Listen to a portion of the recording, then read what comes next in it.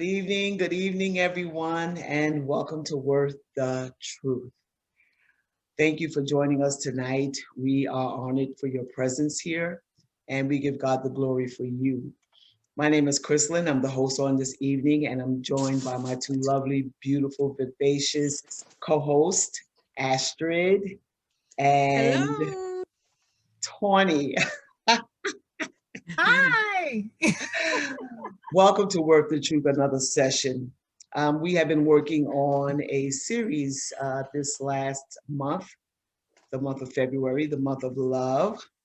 We've been working on the topic of relational brokenness. Yes. Yes, it's been an amazing topic as well. The first topic, the first week we had from Astrid Brown.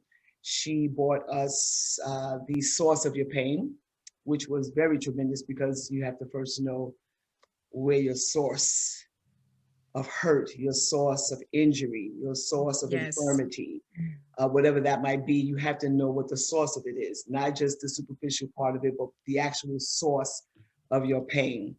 And Tawny brought us, you know, you're You're healed healed if, if and you can put whatever handle on that you want to, but she gave us the stages of grief, and she also gave us some tips on how to know that you are healed.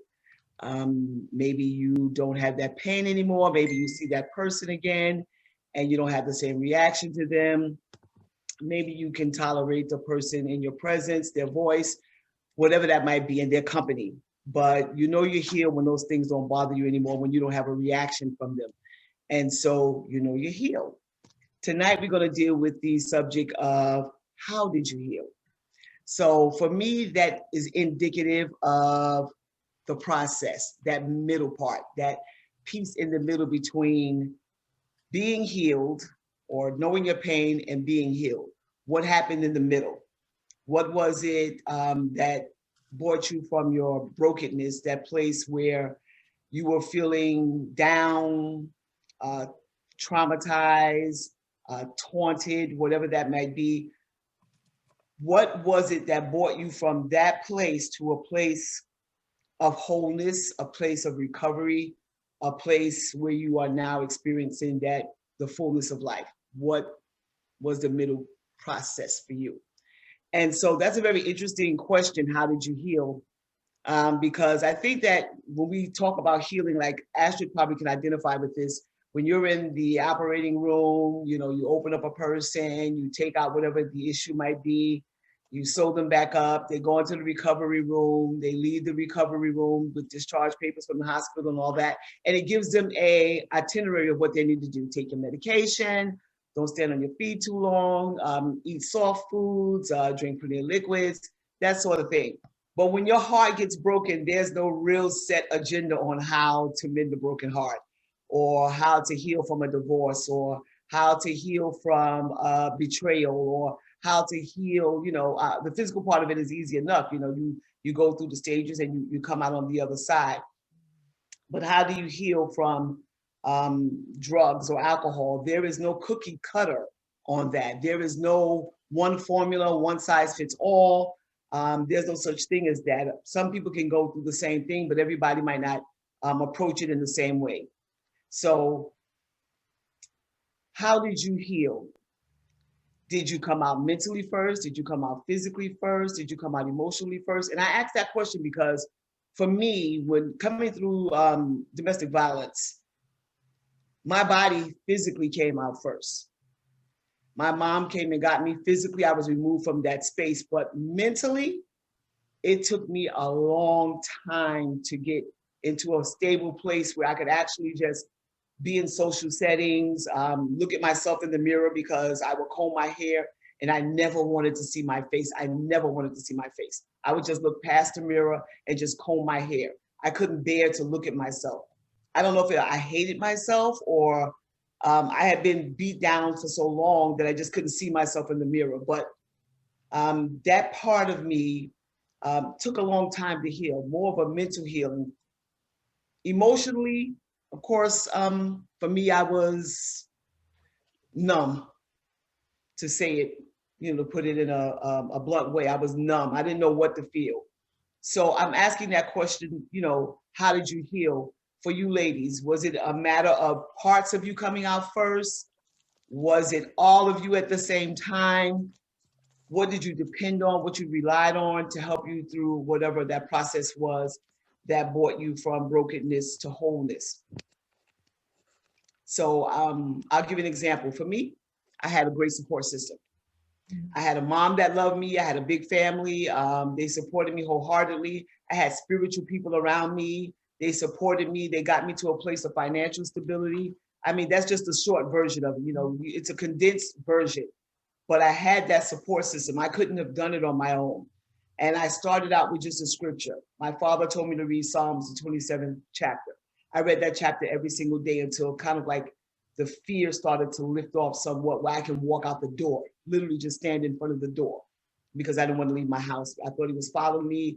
He was going to track me down. He was going to abduct me, take me, and force me to get the kids and go back home. That was my thought process. So I started out with a scripture. I just started out with just a small portion of the word of God. I had people that supported me. I needed that so much. And it really helped me to know that the world was a very different place from the one that I had been living in for so long. So Astrid started let it off first. Tawny, for you, whatever your situation is, you don't necessarily have to talk about what that particular thing was, but for you, how did you get from a place of brokenness to a place of wholeness and healthiness? Yeah, I mean, I do agree with you when you say that that's a good question. Like, how did you heal? And then I'm thinking back to last week when when I shared about my friend who raised the question, are you ever really healed? Mm-hmm. He believes that you can never really be healed. But I also feel it's kind of like in between the two, because I feel like when I think about me personally being healed emotionally and mentally about things that I've been through, Mm-hmm. I do feel like it is a work in progress. I feel like, initially I was like, well, yeah, we just heal. It's just going to be a scar, and yes, the scar is there, but I don't know if it's me. Um, how do I want to say it? I don't know if it's me just constantly working at being healed, and if that is a part of healing, if that makes sense. Yes, it does. It Yeah, right? absolutely does. Because my friend is right. You do, like, he was sharing me today, there's certain things that trigger him. He gets triggered Mm-hmm. Mm-hmm. watching um some documentary about Whitney Houston and Bobby Brown. And I don't know who the narrator was. Somebody was saying that it wasn't the drugs that made Whitney spiral out of control. It was Bobby's cheating, because she had poured everything she had into him and into that marriage. And when he cheated, it was just like so devastating for her. And when, of course, him hearing that, it triggered him. So he was like, he just feels like there's always something that's going to like remind him. Now, granted, his situation is not that old. It's not that old. It's less than a year old that the situation happened. So, I mean, I still feel like the wounds are fresh. So I feel like that Mm-hmm. makes sense why he feels the way that he feels. I Mm-hmm. still feel the same way 10 years from now. My divorce was, what is this? My divorce was 11 years ago. And I feel like my healing was really more about how I felt my divorce was going to affect my relationship with God at the time than Mm-hmm. about my actual ex-husband. Um, I I felt like I was ready to let go of that relationship, but I felt like God was going to be upset with me about it. So that was really like more my thing, was just like, God, are we okay? Like, are you still my daddy? Like, I was just like really freaking out about that. And being that I desired, and still much desire, to be remarried and have not been up until this time, the temptation to feel like God is still upset with me because I got a divorce. And I feel like that's usually where my wrestle, where I wrestle with my, I guess maybe my faith, but I don't feel like my healing over the divorce, I feel like that's something that's complete. And to answer that question more specifically, how did I heal from that? Because I did struggle with the whole idea, was again, it was definitely a lot of prayer and a lot of uh, just, I'm gonna call it talk therapy. That's my little, I'll give it that name, talk therapy. But I talked to girlfriends constantly. I know they probably would look at their phone and be like, Tawny's calling. Do I want to answer? Because they knew what the conversation was going to be about. They knew. They were like, she calling and talk about this divorce. I don't know. My friends were awesome though. Like they still like stuck by me. But I had a lot of talk therapy, I had a lot of prayer, and I had a lot of Bible study. I just remember like reading certain scriptures about marriage and just like and love and just different things and just trying to just kind of come to grips with everything. That kind of that was a complete healing for me. And I also feel healed in the terms of the blessing that my ex-husband has moved on and he's remarried and he has 3 beautiful kids. And I feel like when I think back about our relationship and how we even came to be, I know that if we never happened, that what he has right now would not have happened. So I feel good that I was a part of him having his future blessing with his wife and his family. That added to my healing because I felt like even though we didn't make it, I was still able to put him in a situation where he can make it with someone else. And that was a part of my healing. So I hope that answered the question. You know, that's but and I know that as we go on and we talk some more, like some more things will come up. But I do believe that there are things that I'm not healed from in my past. My marriage is my failed marriage is not one of them, or my dissolved marriage is not one of them. But there are things that I feel that I am consistently working on being healed around. And like you said, Crystalline, in the beginning, there's no cookie cutter process. Like, yeah, you're healed like right now. Like after 6 months, you're gonna be done with it. No, like I do think that the healing process can take a long time depending on some experiences, and it could take a really short time depending on others. And I think the important thing with that is to not feel any type of way because it's taking a certain amount of time. Like who says that any type of heartache has to be over with? And, oh, it's been 10 years, it's been 6 months, it's been 2 minutes, get over it. Like who can ever say that? No one can. And the stuff that I'm healing from on a regular basis, I feel now are things that from my childhood. It doesn't even have anything to do with like romantic relationships and love. It's really more so things from my childhood and how I grew up, or in my childhood into my young adulthood, into my like early 20s. So I feel like those formidable years, I experienced a lot of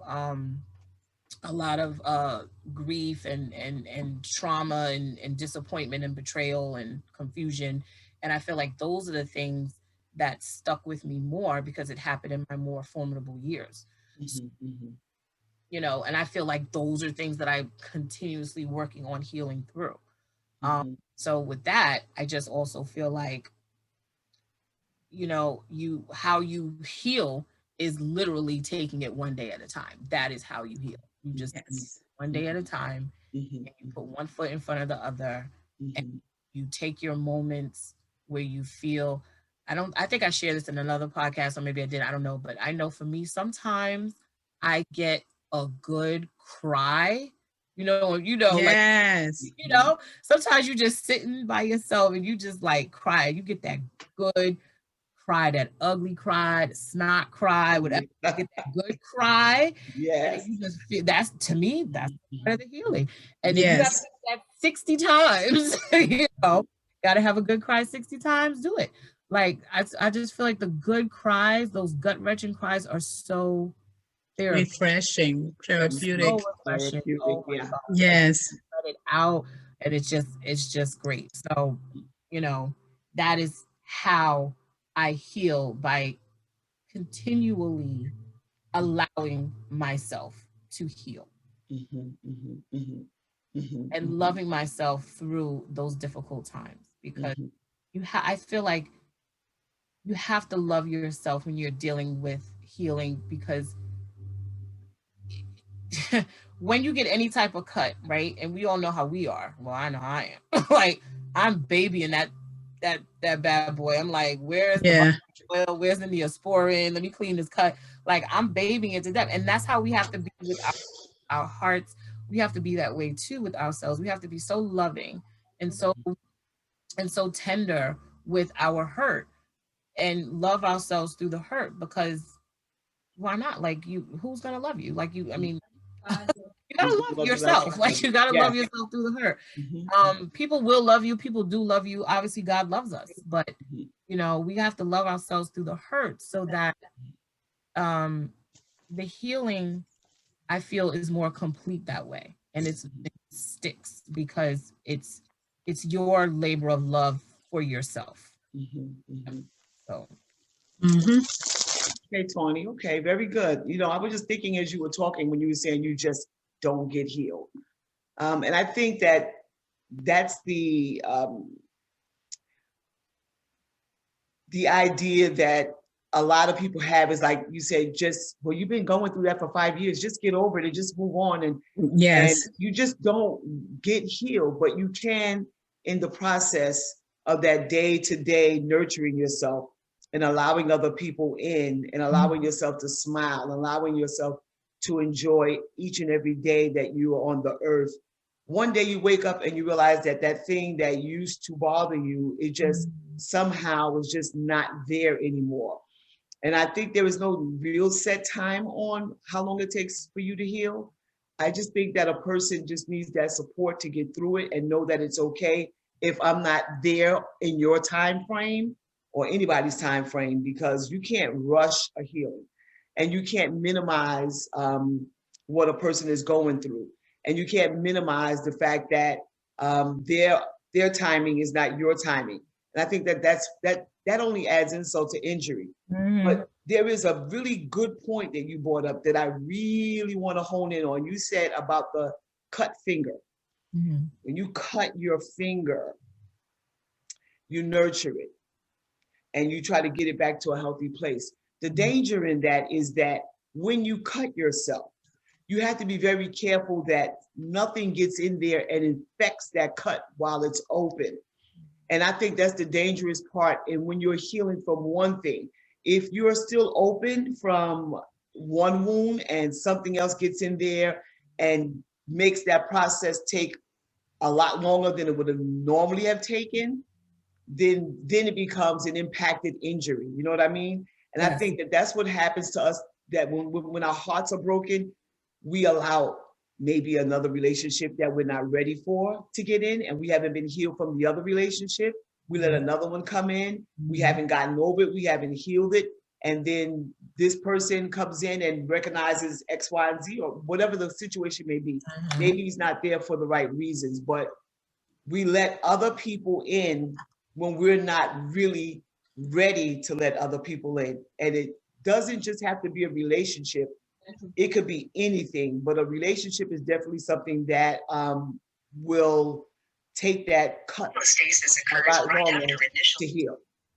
So that's very important that you brought up the thing about the cut, because I think that when you've been broken like that, when you've been broken and damaged, and I'm going to use that word, damaged, the healing process, you have to find another formula to heal that thing and the thing that you're already being healed from. You know what I mean? Yes. Because you're just re-traumatizing yourself. You're re-traumatizing yourself again. And so it just makes it that much more worse. Now, the Bible says that when Job had lost his family, he lost his cattle, then he lost his family. I mean, can you imagine how one thing on top of another just continually happens, and you haven't even healed from the first thing, and something else is coming. Here comes something else. I can't imagine the mental, emotional the anguish. trauma, yes, to make it through something like that. But yet it does happen on an everyday basis. But it may not be your children. It may not be all those components that Job suffered. But people are struggling like that. You're dealing with a broken marriage, a divorce. And the word divorce means to be violently ripped apart. Yes. So when something is violently ripped apart, you know, you're going to feel the pain of that violence. When somebody's going through a divorce and then they lose a job, or, you know, then you're struggling with your children, you're struggling with your finances. Those are compounded things that enter into that cut. Like Astrid talks about her divorce, and she talks about how she not only was going through a divorce, she was going through losing her home. She had 2 small children. She had to make ends meet. She had to find a place to live. I mean, the trauma of all of that hurt in one place. So how we heal is just as important as what we heal from. Because you can heal, that cut can close up, and under that cut, if it's infected, it's going to start working its way through your finger, through your hand, through your body, and then you're going to have to put something in there to flush it out, to get it clean. And so that's a very good point you brought up about the cut. As for the continual work, I think that there's always a continuity of work in our healing. There's just no, even though we may say we're healed, we may experience something, as your friend experienced, that might try to trigger a certain kind of emotion from us, from something that we've struggled through before. But when you're really healed from it, you may feel that shaking from it, but you don't feel the full impact of it because you know what that experience has been like for you. So I want to ask Tawny, just before I get to Astrid, I want to ask Tawny another question because she brought it up. When you said that the pain that you had from your divorce, that you were healed from, but the pain of feeling like if you get married again, that, you know, that is God happy with you? You know, is God happy with you? Why do you feel that? Is it because of God not being happy with you, or other people feeling that you should not be married because you were divorced? Is it the pain of that, or is it the pain that you disappointed God? Definitely the pain that I feared that I disappointed God. That's what I read in the Bible. God said, I hate divorce. I read in the Bible that any man that marries a divorced woman is committing adultery. And, you know, I read these scriptures that quite frankly traumatized me because I did it. That means I can't ever get married again. I don't know. Like, Chris, why did you? Why? This is part of a healing process. I don't even know. Like, honestly, I'm not even going to lie. I feel like when it comes to this situation, I just kind of do a whole stick my head in the sand kind of thing. Like, sometimes I just don't want to think about it because I see God. He's so wonderful to me. I feel that in every single area of my life, he touches it with his little finger. I just feel like he just bless you there, bling, bling, bling, like he just bling, bling, bling, bling, bling, like just every area of my life. And I feel like that is the only area that I just feel like he just not touching. And and I'm just like, okay, on the one hand, I'm like, I don't want to even remotely sound like an ungrateful daughter because you give me so much. It's like, you give me so much. And my love for you, God, cannot be conditional. It cannot be, well, I'm really excited about being in a relationship with you because you gave me a husband. You know what I mean? Like, you know, so I don't know. It's like, but the human part of me that definitely wants to be in relationship again and in marriage again is just kind of like, okay, like, let's go. Like, what are we doing? You know, like, so I kind of feel like that. It's like, you know, so, and then it's been a while. It's been, you know, like I said, it's been 11 years since my divorce. 11 years. Like, that's more than a decade. You know, it's like a really long time. So I that to answer your question, I felt like it was really more about like what I felt God communicated to me in the scriptures. Nobody in my life, no one in my immediate circle has ever said anything to me like that or has ever made me feel like, oh, well, one time, one sister at church asked me the question, like, I think I brought up that whole scripture about getting married to a divorced woman. And I remember the sister saying to me, asking me, she goes, is that something that you feel like you've accepted that you might not ever get married again? Let's just say if it's because of that. And at the time, I remember saying to her, yes, I've accepted that. Okay. And I feel like at that time, I accepted it. Mm-hmm. At the same time, in my heart of hearts, I felt like, well, I'll accept it because I ain't ready to get married right now anyway. But I ain't gonna be accepting that no more. But at that moment in time, I think I was still going through the divorce. I was still separated. So it was just like, okay, like I knew the divorce was happening and living separate and apart. And it was definitely a done deal. But it was just the technicalities of the judge writing, signing off on things. But I was just in my mind at the time, I was like, yeah, I've accepted that because I at that time I felt like God was going to make me whole some other way. Uh-huh. So I was like, because I felt like the whole marriage thing was something that was making me whole. Mm-hmm. Like, okay, well, yeah, if it's not going to be that, he's just going to give me something else and this is going to make me whole that way. I don't know what it's going to be. I don't know, but it's just going to be something. Like, I just kind of had that kind of blind faith. Mm-hmm. And I also thought that possibly the desire that I had to want to be married would lessen so that it would not be a constant battle, thorn in my side type situation. But that didn't happen either. The desire is there for me to be married. Mm-hmm. 11 years. So it's just like, again, I go back to, okay, what are you doing? So I still like, what's going on? But so anyway, yes, that was the answer to your question, I think. But I actually had to say something, but I wanted to go back to what you said about the cut, because you were given the whole analogy about something getting in the cut and further infected and prolong the healing process. So I remember a situation that happened with my sister. Like literally, this happened with my sister with a real cut situation. This was too funny.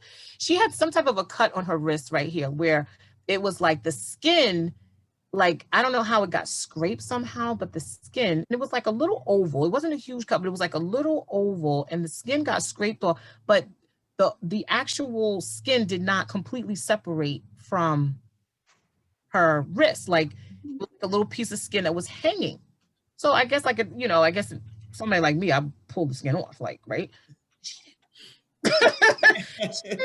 So I don't know what happened, but she put the skin back up over the cuts. Yes. And then she put whatever, the ointment, whatever, and then she put a bandage over it. And then like a week or two later, she peels off the bandage and she's looking at this black, deformed piece of skin hanging. She didn't understand that was dead skin. It was trying to attach to a live skin. Now, I know we could just really make some great analogies with that one, right? Yes, indeed so.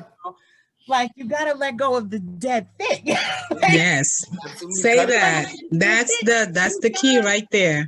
Let go of the dead thing. And what's so amazing, of course, about how God made our bodies is, the new cells are going to do what regenerate. That's why we have the scab, because the skin is knitting itself back together underneath the scab. Natural process. The old dead skin on top. The scab is like, hello, I'm trying to cover to do my thing. And the dead skin is like, look at me, I'm hanging around. And, and it's like, no, let go of dead thing so that what is living can live, be made new again. So that's my piece. Amen. That's a very good analogy. Yes. And it speaks volumes, my dear sister. It speaks volumes. And I think that's going to speak to so many people, because We're trying to hold on to something, reattach something, put something on, and then make it heal. Yes. Yes. No. We're trying to make it heal. It's not going to work. Yes. It's not going to work. It's the reason why God gave us a natural process for things to regenerate and to heal and to cover the way that He intended for it to happen. When you're trying to do it and you're trying to make it work and it's not meant to work, it's not going to work. All it's going to do is cause all that stuff around it to die right along with the skin. That's the good stuff. Right. Because the bad thing about the dead stuff is it connects itself to the living stuff and it starts killing the living stuff as well. And that's why it's important for us to understand the process of healing. And I totally, thoroughly appreciate that, because in my mind's eye before, when I was thinking about this topic, I was saying that people don't realize that it's important to heal properly. Yes. Like what you take into your healing process is extremely important.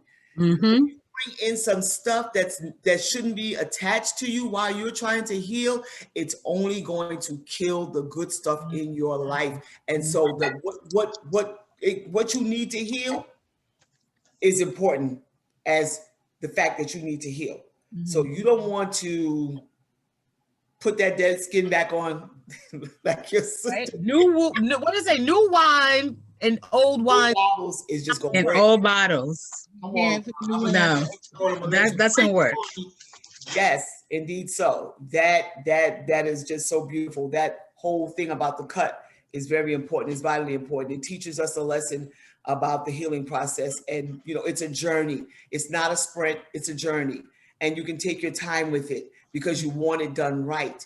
And so because you want it done right, you're careful about what you put on it, what you put in it, how you clean it. You just got to be careful with it, because I'm gonna give you in 2 seconds, Astrid. It's because it's just like in your mind. If you want your heart to heal, you can't let crazy stuff in your mind. People will tell you, girl, if I was you, I would do this. I would do that. Mm-hmm. And you should do that. I wouldn't do it that way. And you have so many people that are into your ear that you don't get what you really need to heal.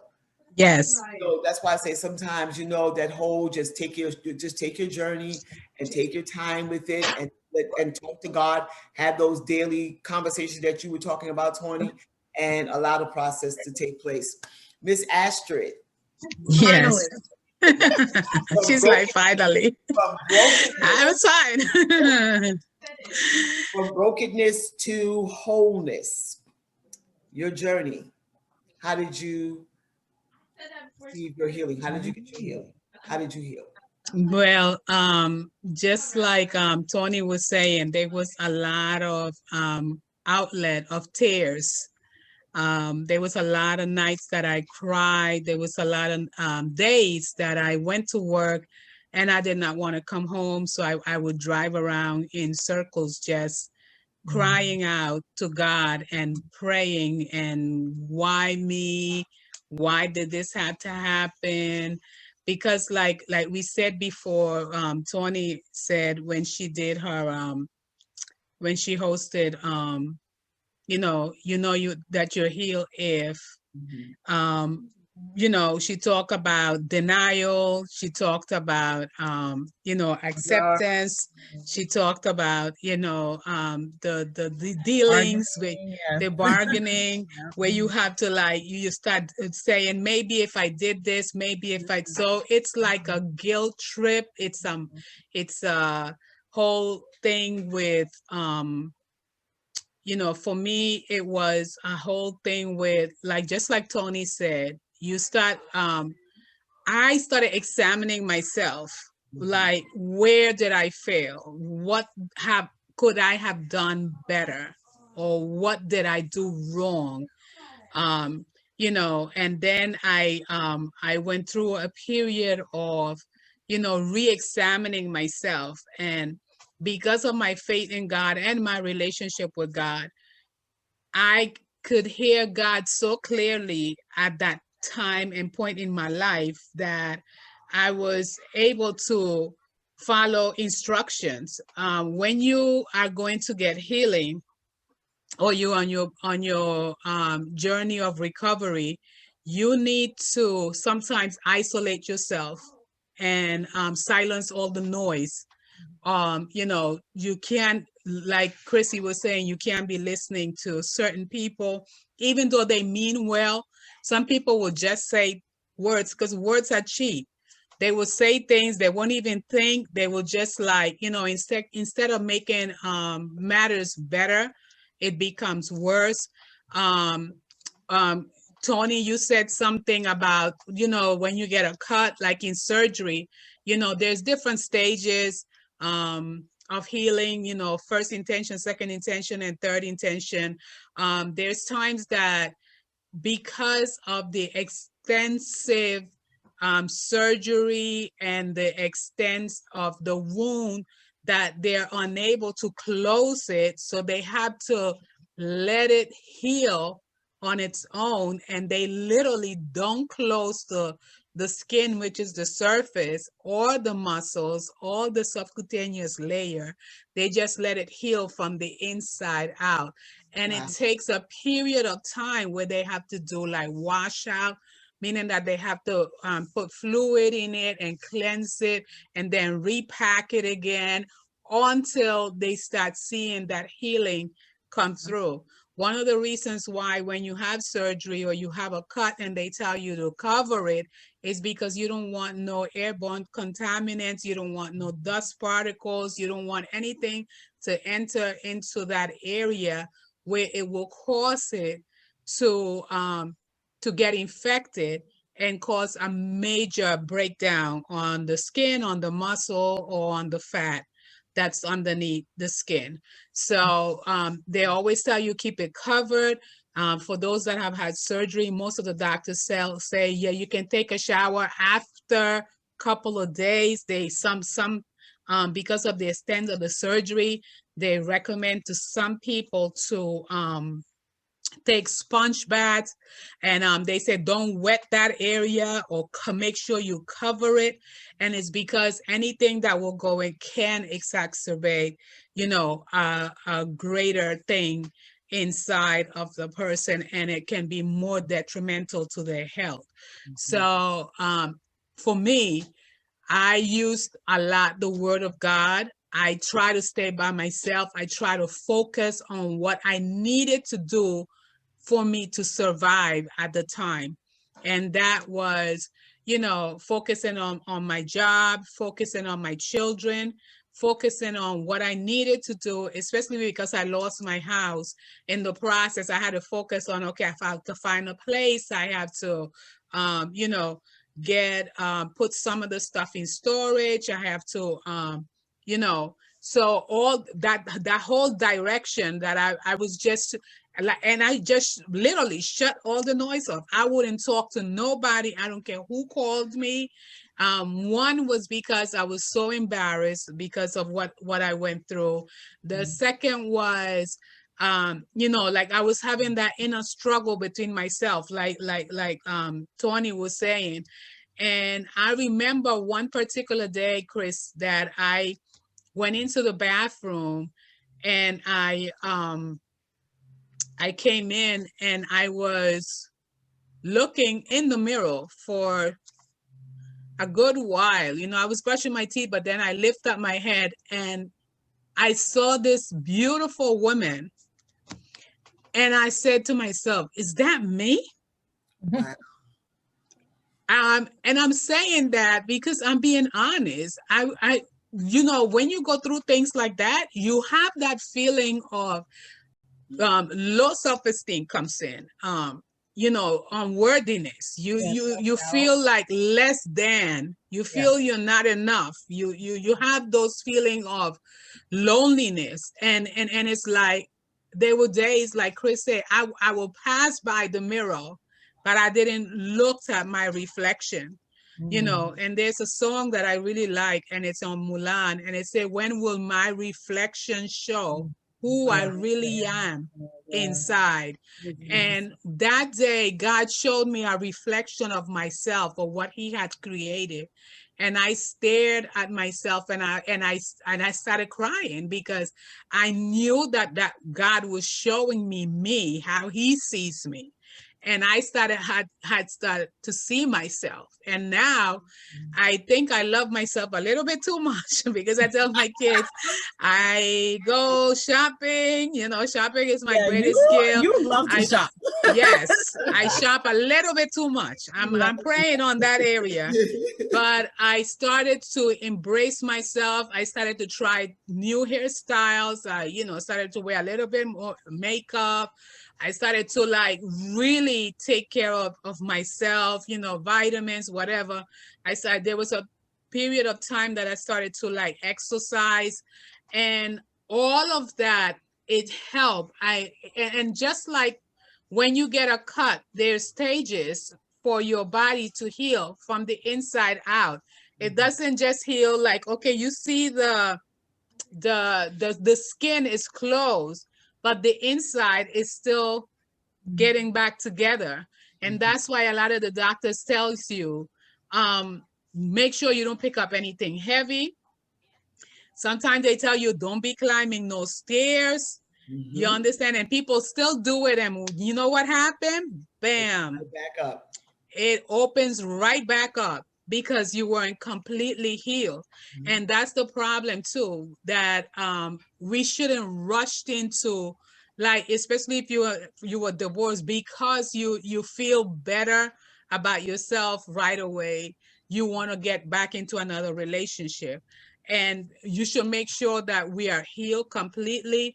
Just like the psalmist David said, hear my cry, oh God, attend unto my prayer. From the ends of the earth, I'm crying unto you. When my heart is overwhelmed, lead me to the rock that is higher than I. And we spoke about relational brokenness, and I spoke on the sources of your pain. You have to realize, what is it that causing your pain? What is it that you need to fix? What needs to be healed?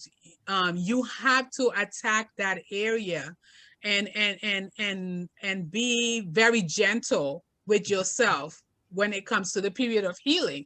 I noticed that people that hurt people, they can easily say, take all mistakes with love, because they're not the ones that was hurt. They're the ones that hurt you. And some people be like, oh, bury the bone, bury the hatchet. But when somebody repeatedly do things to hurt you, it's like you watching your skin heal and you're peeling the scab back off. So now it's you exposing that raw area all over. And just cutting right over that same like you're exposing that raw area all over again. And and a lot of us are really walking around looking good on the outside but bleeding on the inside. Yes, ma'am. Yes. And it shows when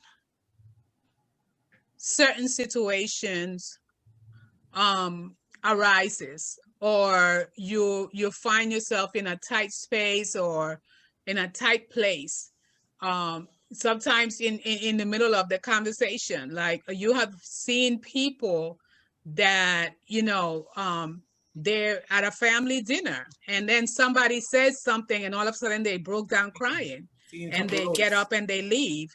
And it's because yes, they're healing, but they're not completely healed yet. So you have to give people time to heal. You can't expect people to just bounce back. Some people are able to bounce back. I don't know how they do it. But for me, it's been layers, just like the regular incision. It's been like step by step. It's been day by day, my journey to recovery. And I'm like, I'm not going to say I'm 100%, because different things can just trigger, that pain all over again. I can sometimes, even when on my job, like just recently, somebody purchased a home, and it just like, they were talking about the home and how they're doing all this stuff. And it just like brought back memories of, you know, me having a home and all this investments that I did and the decorations and whatnot. And it kind of like, you know, kind of like try to like set back, but like the Bible said, you know what, whatsoever things are lovely, whatsoever things are pure, whatsoever things are honest, whatsoever things are good, whatsoever things are of a good report, think on these things. Sometimes you just got to brush it off. And if you feel like it's too hard, it's too hard for you to like deal with, just get up and walk away. You don't have to say anything to anybody, and go have yourself a moment, take some deep breaths. And that's what I would do. Or if somebody on my job got engaged and they were like, oh, you know, we collecting money because we're gonna have a shower for so-and-so, you know, she getting married, you know, those things hit you. Like sometimes that's like darts that are being thrown at you. And even though they're not doing it purposely, but sometimes the enemy just know like where to hit you, because he wants to keep you in a wounded place, because he knows that if you're a whole individual, the Holy Spirit can flow easy through you and you can be more effective. So he want to keep us in a wounded state. So that way we won't be as effective as we need to be when it comes to doing the things of God. And I had to guard my heart, like the scripture said, with all diligence, for out of it flows the issues of life. And I was reading a little bit on Isaiah. That was the word for today, on Isaiah 41, I think it is. Isaiah 40 and verse 29. Just give me a second. Okay, yeah. Isaiah 40 and verse 29 say, God giveth power to the faint, and to them that have no might he increased strength. Even the youth shall faint and be weary, and the young men shall utterly fall. But they that wait upon the Lord, they shall renew their strength. They shall mount up with wings as eagle. They shall run and not be weary. They shall walk and not faint. So we have that confidence in God that, you know, no matter what we go through in life, you know, that he is there with us to strengthen us, to put us back together again. Like I had mentioned before, the potter wants to put us back together again. And it comes from acknowledging where you're at, acknowledging that, you know, it's okay to grieve. I heard TD Jakes said one time that when his I think it was either his somebody very close to him, because I don't want to lie on you know, somebody very close to him that meant a lot to him died, and he had to go and preach. And somebody, I guess, that he looked up to said to him, give yourself time to grieve. And that's one thing that I noticed that we don't do. We don't give ourselves time to grieve. And that's why you have people that have like mental breakdown, and they have they go into this space of depression, and you know, then they have to go, yes, they have to start going to the doctor or something. Some people even end up in psych because they never allowed themselves, they never gave themselves time to grieve. Like I said, marriage is a debt. Divorce is a debt of a marriage. It's a debt of you know, that relationship, that covenant, that union, that place that you had with somebody. I mean, for, I don't know, for, you know, for a lot of people, but I know for me, marriage meant a lot. From the age of 15, I used to pray and I used to say to God, you know, I want my husband. I even had a list. I want him, you know, this high. I want him this complexion. I want him in ministry. I want him, you know, with this degree, and I want him, you know, yada, yada, yada, yada, yada, yada. So I had all that stuff, and I used to pray over that, and, you know, and believe it or not, I found the person that had all the descriptions that was on that paper, you know, and we dated for a while, and But when I met the person, he was already in a relationship with somebody else. They weren't married, they weren't engaged, but they were dating. And they had been dating for like 5 years. And, you know, I just like, but he has all the qualities, everything that I wanted on that paper. Because as I started to like, you know, we were friends when we were little, and then we lost touch. And then God made a way that we got back together, and you know, we became friends. We started attending the same church, and as I will go out with him, because he will call me and say, you know, come on, friend, let's go out. You know, so we were going out. I would check, you know, my list. Okay, this, okay, check on this one, check, you know. And he won. And you know, as the conversations were getting intense, and you know, he wanted 2 or 3 children. I said 2, and then I was like, oh, I'll have a 3rd one. Anyway, check, you know. So it was a list that I was going through, and next thing we started to date, and you know, I just felt like everything is so perfect. Everything is so perfect. What can go wrong? Well, what went wrong? What went wrong is the ex-girlfriend came back, and yeah, and he, you know, they end up doing a like a shotgun wedding. I don't even know, but it was in less than 6 months. Next thing I know, dude was married, and I never in my life had cried so much in a 24-hour day. I cried almost 24 hours in that one day when I found out he was getting married, to the point that both my eyes were swollen. I couldn't even open my eyes. I tried to open it, it would burn. But I just laid there. The hunger left me. I was devastated, because that was like my everything, everything that I always wanted and desire. I thought that was my soulmate. But to make a long story short, you know, he's happily married still, and he has I think 2 or 3 kids, 3 boys or something like that. When we're not friends, we lost touch. Once in a while his name comes up in conversations, you know, with the family and stuff. Oh, guess who we saw, or guess who was around, you know. But you know, that took a while for me to heal. And I'm saying that because I remember one time I was married. When I was married, they showed me, a friend of mine went back home, and there was a video that she brought back from, you know, from the church, and they had a convention and stuff like that.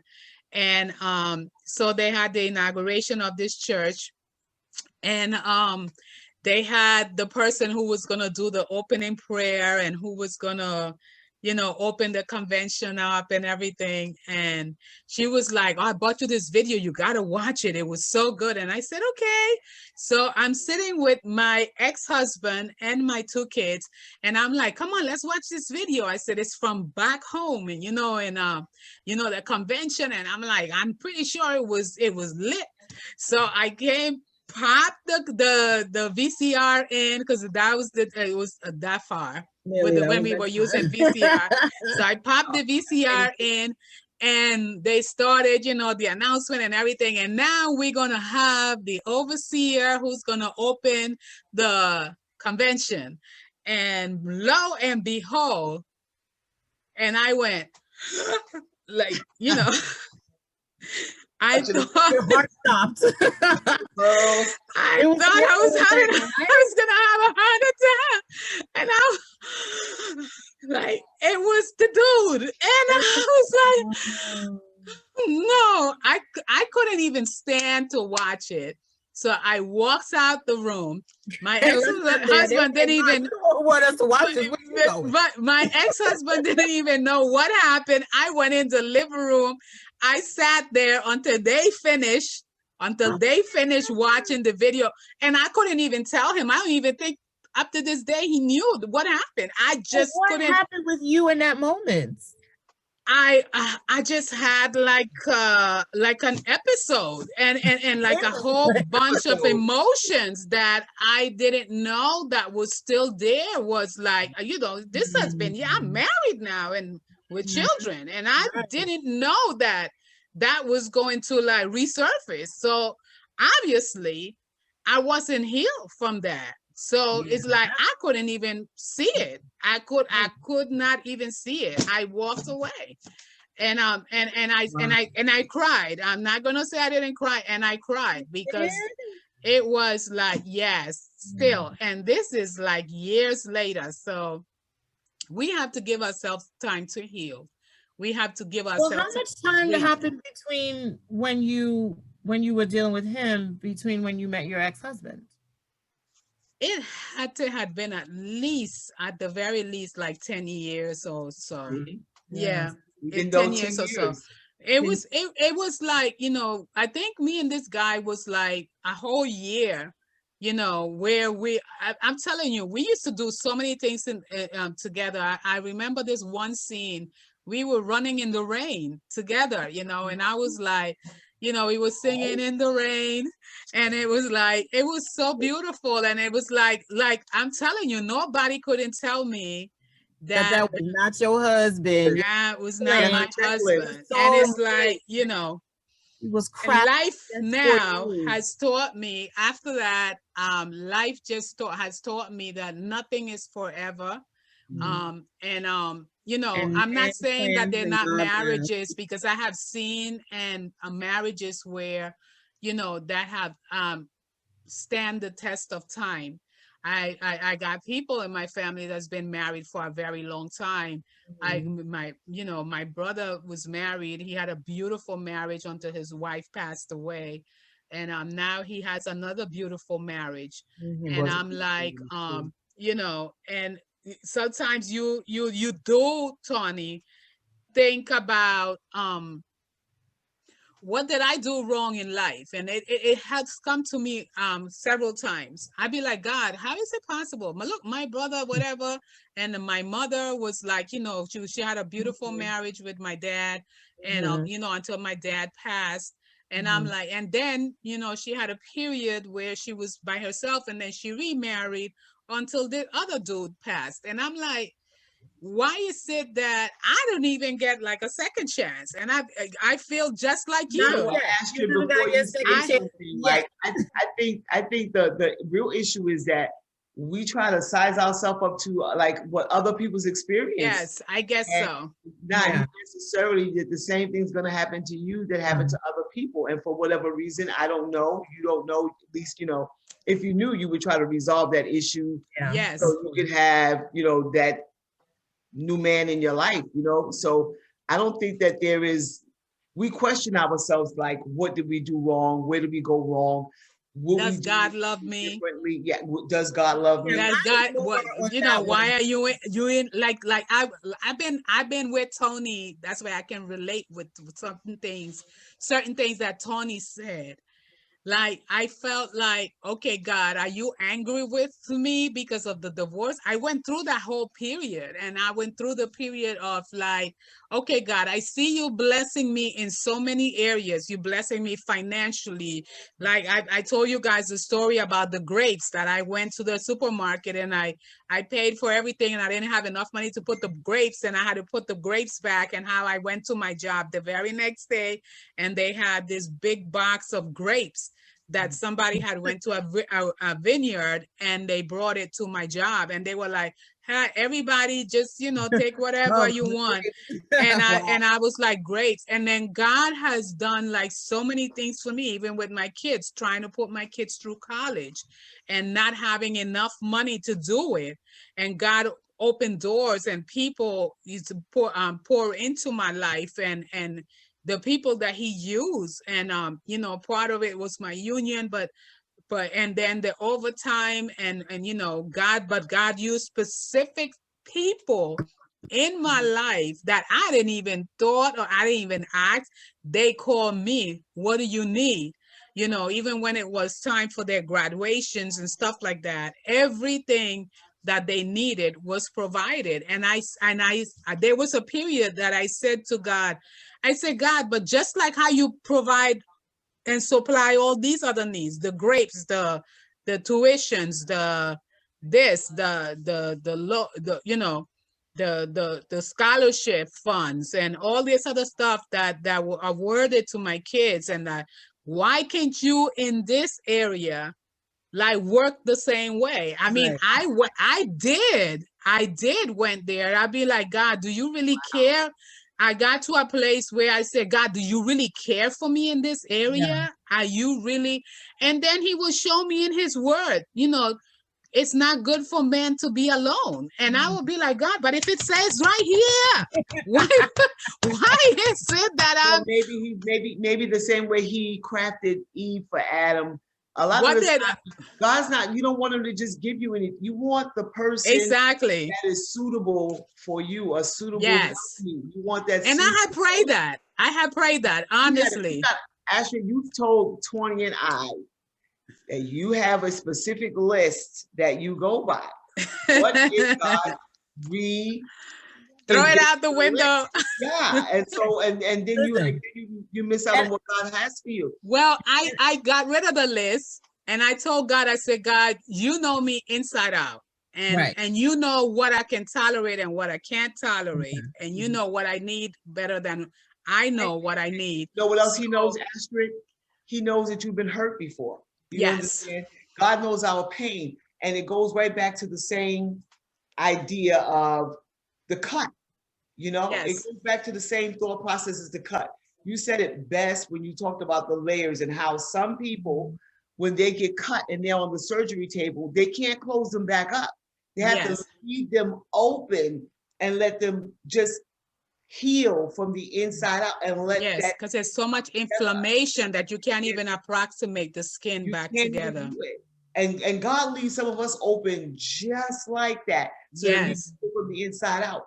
A lot of us spend a lot of time with the beautification of the physical part of us. Yes. We can do that so well. We can do it with our eyes closed. We can throw stuff on so fast and go from 0 to 100, from plain Jane to vibration. I did my 4-minute makeup that day. Great for you, Tony. You know what I mean? That. And so, but that's not how, from the inside out, it's very different. You know, it's very different. It is just like that skin when you leave it open. There are layers. You got to get from the epidermis part of it, or, you know, you got to go from the bottom all the way up to the top to get healed. It's easy to superficially do something, but if things still trigger inside of you, if they still bring up feelings, I'm talking about feelings. I'm not talking about the actual situation that happened, because the one time I went to we always doing girl trips with my sisters. I went to the movies with them. This might have been about 8, 9 years ago, 10 years ago. I don't know. We went to go and see For Colored Girls. I'm telling you, I talk about this movie all the time, For Colored Girls. It's deep. And I sat there and I watched that woman with those children, her domestic violence situation, and the man threw the children out the window. I'm gonna tell you, I sat in that movie and I cried my poor heart out. Yes. And I had long been out of it, but I never really talked about it. I didn't talk about it until Sister Jenny, a sister in our church, opened up a support group. And I started talking about it, verbalizing it, telling my story. Until you tell your story, and the more you tell your story, the more you get it out of you. The more you get the poison out, the more you get the bad stuff out. And that was a part of my healing process and talking about it. So yeah, it could be 10, 15 years down the road where you hit somebody hits that spot, that thing that triggers you back into that place where you were and bring up emotions. The real healing takes place that when there are no triggers. Yes. You get the memory of what happened and there are no triggers there. That's when you know that you have been really healed, that you went through a process where you know that you're all right, that you're gonna, that thing right there has been fixed inside of you. It's no longer broken. It's not even sore. Yes. And so when we talk about those cut things, I can really relate to that, because when they had to open up my leg, they left it open and they stuffed it with gauze. Yeah. And the doctor told my mother, this has to heal. Yes. You have to clean it every day. They had to leave it wide open. And I was just a kid. My grandmother said to put some sulfur on it, to keep it clean and put sulfur on it every day so it could. And they took the gauze out. They pulled the gauze out, took the gauze out, and because the flesh started to fill in the space now. Yeah. It started to heal from the inside out. Yes. And it left me with a scar. I'm just saying, I know what that means to be left open that way and to need that healing. Yeah. Sometimes it's important that process takes place. So when you walk past the mirror and you can't look at yourself, the reason why is because you know you're not healed. Your reflection of yourself is from the inside out. It's not from the outside. It's from the inside out. All you see is brokenness. All you see is pain. All you see is suffering and hurt. When you get healed from the inside out, then you can walk past the mirror and see yourself as this beautiful, vivacious person. Butterfly. You're beautiful. You're this, you're that. And you can't see it. You cannot see your own beauty. You can't see it because it's scarred. It's marred with what you've been going through. So the process of going from brokenness to wholeness is a real process. It is a real process. Not to be rushed. It is you have to let it take step by step. Yeah. And it may happen sooner for others, and it may take longer for others. But the reality is that everybody's process may be different. Yes. Frames might be different, but the end goal is the same, and that is to heal, to fully heal, to follow a process. If we don't go through a process, at some point when we start thinking like, you know what, that don't even bother me no more. We get really into that thought process. It doesn't bother me to see him with her. It doesn't bother me for this to happen, for that to happen. It hurts. It really does hurt, you know, because we haven't healed from it. On the terms of other things like that are physical, that can be replaced, all of it at the end of the day can be replaced. But our spiritual wholeness is what needs to be replenished. And every single day, that's a process from the inside out, because at some point on the inside, if you're not healed in a spiritual way, and I think all healing is spiritual.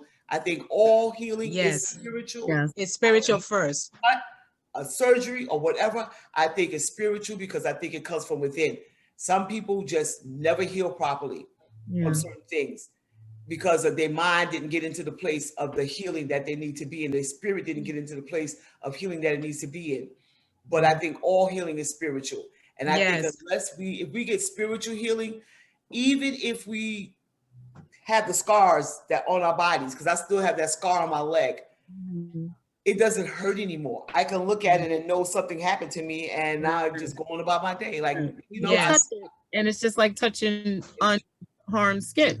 Yes. Just heals. Yes. It's just all like, the nerves feel the same. It's, See, that's when you know you're that's when you know you're healed, because you can talk about that situation and you can look back at you know, that hurtful place, and it doesn't affect it doesn't affect you. That's right. You don't feel the pain anymore. You don't feel the anguish.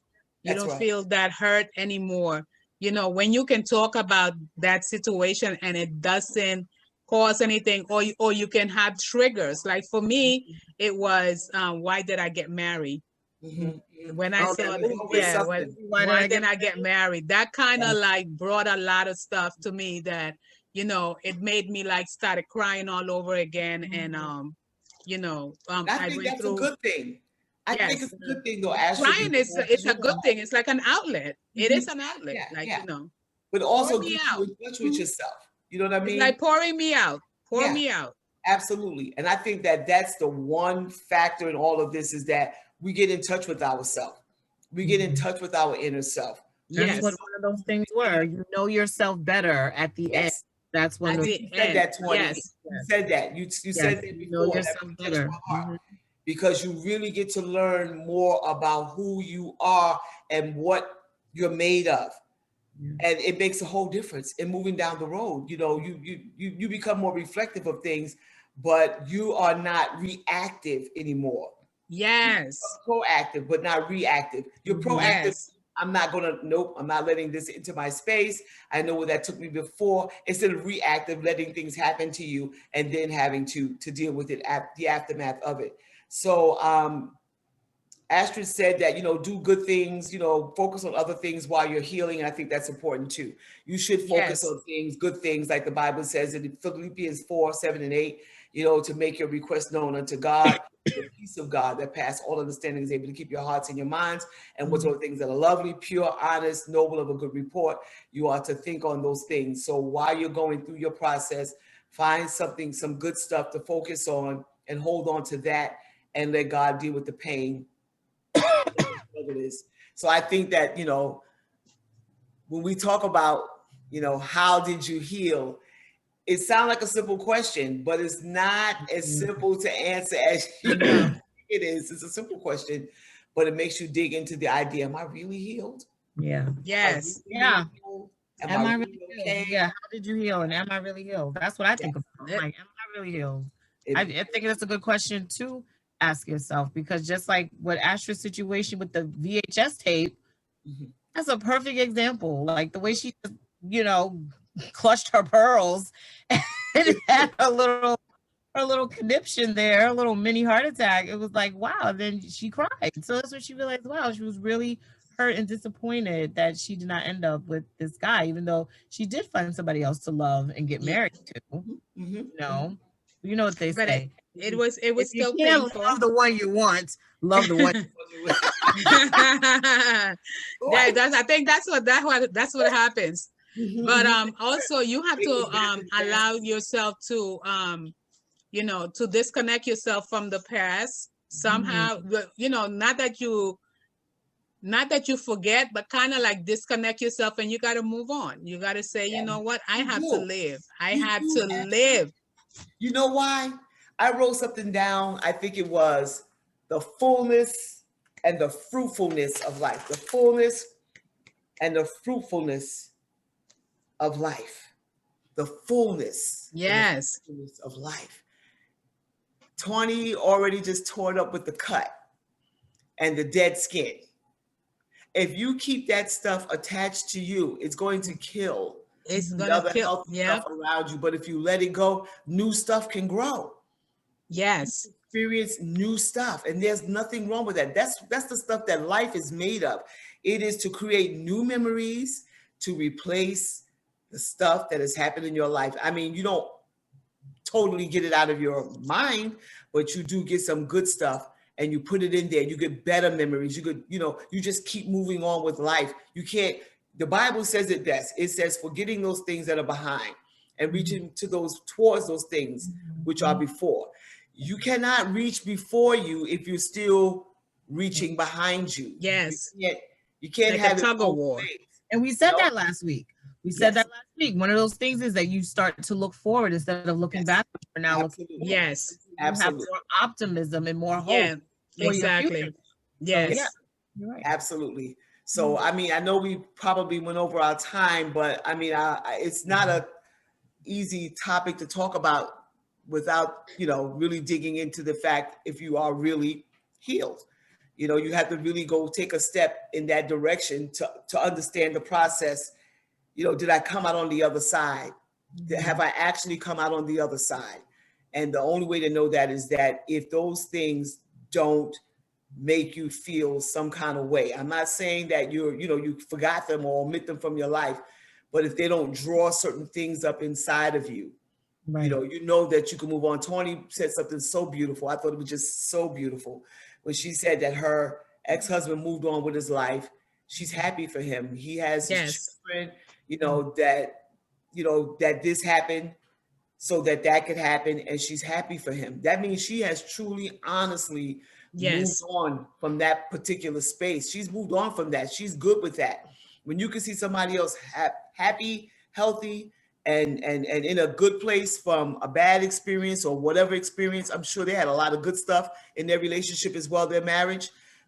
But she's happy that he's moved on. That's when you know that you okay with that thing, because you rather see that person happy. If you're talking about, well, I hope this happened to him and he shouldn't have that and this should go on, and you know, maybe a rock or Yeah. fall from the sky and stuff.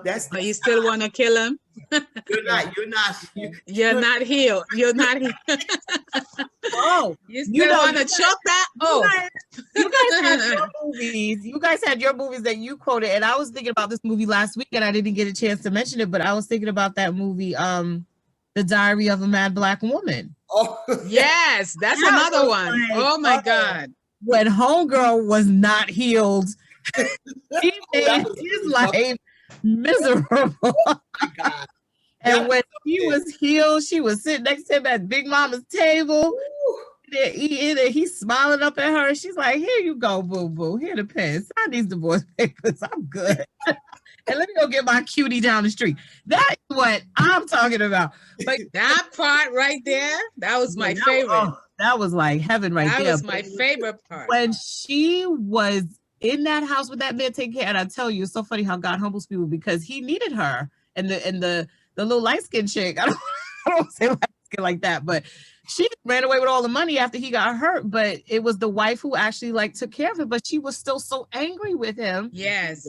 She was bitter. Tossed him in the tub and she wouldn't feed him. He was like, I'm hungry. And she's like, shut up. She's like, you stink. Like, it was just like, yes. She treated him just bad. Yeah, that's what I'm telling you. That movie, like, woo. Yeah, she just and some people really feel that way. Some people really feel like you do get to that place where you flip. Mm-hmm. Yeah. Mm-hmm. And she was you like, go on your way. Opportunity now. You are underneath my care. She's like, I'm gonna make you feel everything that you made me feel the way exactly in my heart. I'm going to make you feel. Yeah. She wanted him to hurt the way she was hurting. And then once she was free from that, she was able to let him and everything else would it go. And let the money go, let the house go. Yes, and that was the beautiful part about that movie, you know, that she was that she found somebody who loved her for, you know, even through her brokenness. You know, broken. And she did not get fully involved with him until until she was. She let go of that dead skin. She had to let go of that the dead. Yes. And that's very important for all of us as women that we let it go. We let it go. And let men too. Because there's some men that, you know, their wife walked out on them and whatever. And now they want to make every other woman pay for what one woman did. And they also won't let go of their hurt and their pain and their anguish and their disappointment and the stuff like that. So men too, even though men, they're more like, you know, hardcore, like macho, you know, that attitude and you know, I'm good. No, you're not good. You're bleeding on the inside. And you look good on the outside, but you're putting up a facade.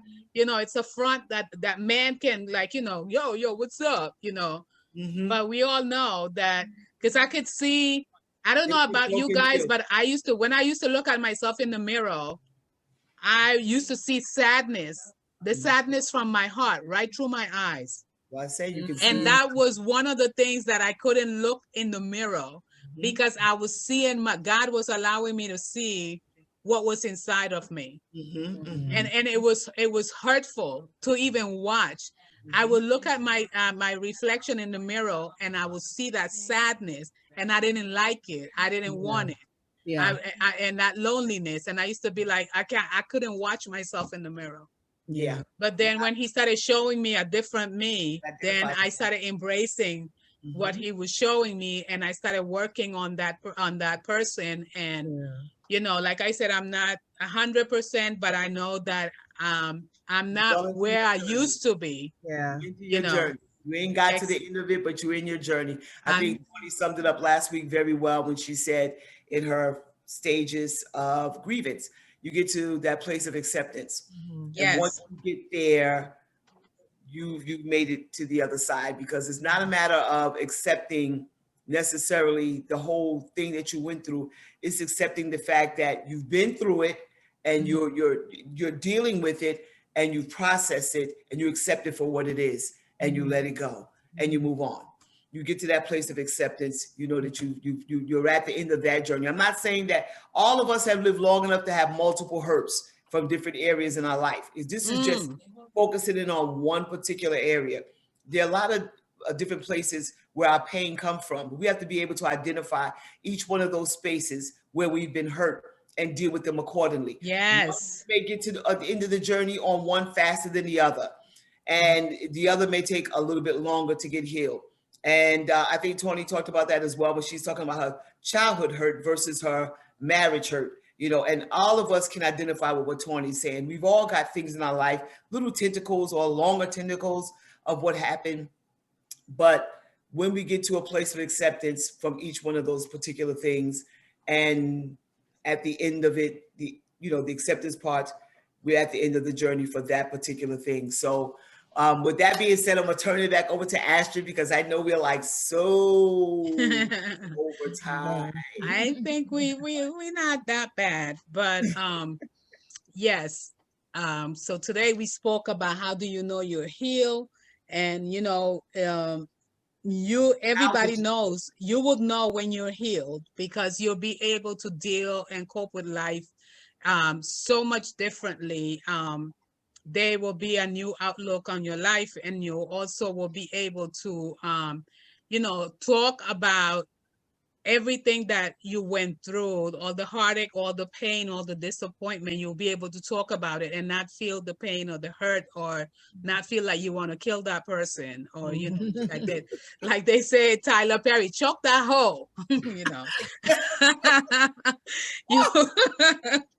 You won't be able to feel those type of emotion. You'll be able to talk it. You'll be able to embrace. You'll be able to share your story with with other people, and let people know that I'm sorry.